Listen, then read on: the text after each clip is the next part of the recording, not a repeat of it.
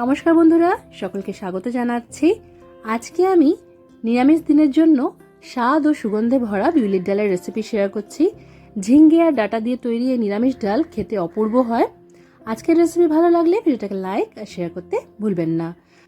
রান্নাটা করার জন্য আমি 150 গ্রাম বিউলির ডাল আধ ঘন্টার মতো জলে ভিজিয়ে রেখেছিলাম।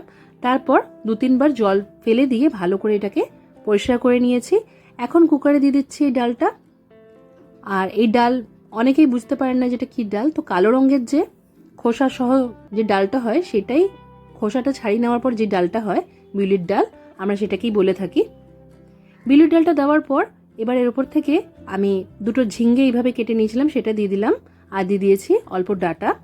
এই ঝিঙ্গেটা ফ্রিজে রেখে একটু শুকিয়ে গেছিলো, তাই দেখতে এরকম লাগছে। ভালো করে খোসা ছাড়িয়ে নিয়ে এটা দিয়েছি। ঝিঙ্গে আর ডাটা দেওয়ার পর এর মধ্যে আমরা জল দিয়ে দেবো। যেহেতু 1 বাটি ডাল নিয়েছিলাম তাই 2 বাটির মতো জল দিলাম ডালটা ভালো করে সেদ্ধ করার জন্য।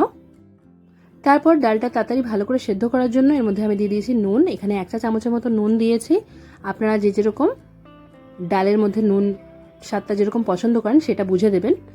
এবার এর মধ্যে দিয়ে দিয়েছি হলুদের গুঁড়ো 1/2 চা চামচের মতো, আর তার সাথে দিয়ে দিয়েছি 1 চা চামচ সর্ষের তেল। এতে করে ডালটা সেদ্ধ হওয়ার পর কুকারের ঢাকনার বাইরে উতলে বেরিয়ে আসবে না। সবার শেষে ওপর থেকে দিয়ে দিয়েছি 2টো গন্ধরাজ লেবুর পাতা। এতে করে ডালের স্বাদ আর সুগন্ধটা এত সুন্দর হয়, আপনারা একবার অবশ্যই ট্রাই করে দেখবেন, বুঝতে পারবেন। নিরামিষ দিনে এরকম স্বাদ ও গন্ধে ভরা ডাল থাকলে আর অন্যান্য কোনো বিশেষ পদের দরকার হয় না। একটা যে কোনো ধরনের ভাজা দিয়ে এই ডাল দিয়ে ভাতটা পরিবেশন করলেই পুরো থালা পরিষ্কার হয়ে যাবে। এবার কুকারের ঢাকনাটা লাগিয়ে দিয়ে আমি 2টোর মতো সিটি পড়তে দিয়েছি। কুকার থেকে যখন পুরোপুরি প্রেশারটা বেরিয়ে যাবে তারপর আমরা ঢাকাটা খুলে ডালটা চেক করে নেব। এখানে আমি দেখিয়ে দিলাম যে ডালটা একদম সুন্দরভাবে সেদ্ধ হয়ে গেছে।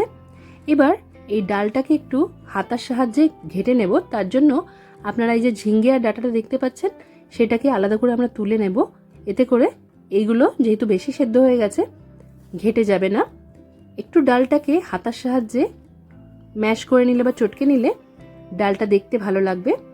এবার ফোড়ন দেওয়ার জন্য একটা কড়াইয়ের মধ্যে 2 চা চামচের মতো সর্ষের তেল ভালো করে গরম করে নিয়ে তার মধ্যে দিয়ে দিয়েছি 1/2 চা চামচ গোটা জিরে ফোড়ন। ফোড়নটা একটু ভেজে নিয়ে এর মধ্যে দিয়ে দিয়েছি আমি 1 টেবিল চামচ ভাজা মশলা, যার মধ্যে আছে গোটা জিরে, গোটা ধনে, গোটা মৌরি আর 1টার মতো শুকনো লঙ্কা। সব কিছুকে শুকনোভাবে ভেজে নিয়ে ভালো করে গুঁড়ো করে নিতে হবে। এই গুঁড়োটা দেওয়ার পর 1 মিনিটের মতো ভেজে নিয়ে আমরা যে ডালটা রেডি করে রেখেছিলাম সেটা দিয়ে দেব। ডালের ঘনত্বটা ঠিক করার জন্য এর মধ্যে বুঝে আমাদের জল দিয়ে দিতে হবে। এখানে আমি কুকারের মধ্যে রুম টেম্পারেচারে রাখা অল্প জল দিয়ে ভালো করে কুকারটা পরিষ্কার করে সেই জলটাই দিয়ে দিয়েছি। এখন ভালো করে সবকিছু মিক্স করে নিতে হবে। এবার স্বাদের জন্য এর মধ্যে 1 চা চামচের মতো চিনি দিয়ে দিলাম। যেহেতু নিরামিষ ডাল একটু মিষ্টি মিষ্টি খেতে ভালো লাগবে। চিনিটা দিয়ে ভালো করে মিশিয়ে নিয়ে এটা ঢাকা দিয়ে 4-5 মিনিটের জন্য মাঝারি আঁচে ভালো করে ফুটতে দিতে হবে। ভালোভাবে ডালটা ফুটে গেলে ঢাকাটা সরিয়ে নিয়ে আরেকবার নাড়াচাড়া করে দিয়ে আঁচটা আমরা বন্ধ করে দেব। তৈরি হয়ে গেছে আমাদের স্বাদে ও গন্ধে ভরা ঝিঙ্গে আর ডাটা দিয়ে বিউলির ডাল।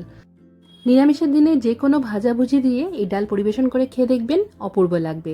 আজকের রেসিপি কেমন লাগলো কমেন্ট করে জানাতে ভুলবেন না। আজকের মতো এখানেই শেষ করলাম। সবাই খুব ভালো থাকবেন আর সবাইকে খুব ভালো রাখবেন। ধন্যবাদ।